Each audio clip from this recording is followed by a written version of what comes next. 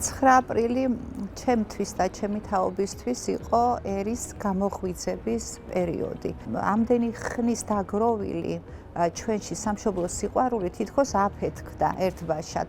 მე სტუდენტი ვიყავი იმ პერიოდში და როგორც სხვა სტუდენტებიც მაშინვე ჩავედი ეროვნულ მოძრაობაში. მალე დატრიალდა 9 აპრილის ტრაგედია და მეც ამ ტრაგედიის ერთ-ერთი მონაწილე და დაზარალებულიც გავხდი, იმიტომ რომ 9 აპრილის ღამეს იქ ვიმყოფებოდი და მოვიწამლე. ზუსტად 2 წლის შემდეგ 1991 წლის 9 აპრილს გამოაცხადა მსვიათგამსახურდიამ საქართველოს დამოუკიდებლობის აღდგენა.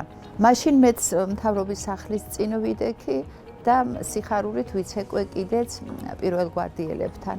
შემდეგ კიდევ ამაც მოყვა ეთნიკური კონფლიქტი აფხაზეთის რეგიონში, რაც შემდეგ გადაიზარდა აფხაზეთის ომში.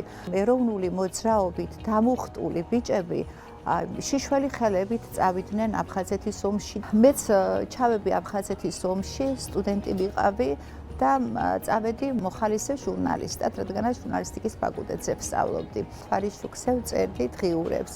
ერთ-ერთმა მეომარმა მკითხა მთვარის სონატას ხომ არ წერო და მე ვთხარი მთვარის შუქზე ომის სონატას ვწერ მეთქი და ეს ომის სონატა მომყვება დღესაც, რადგანაც მე იმ განცდებით ვცხოვრობ აგერ ამდენი ხანია.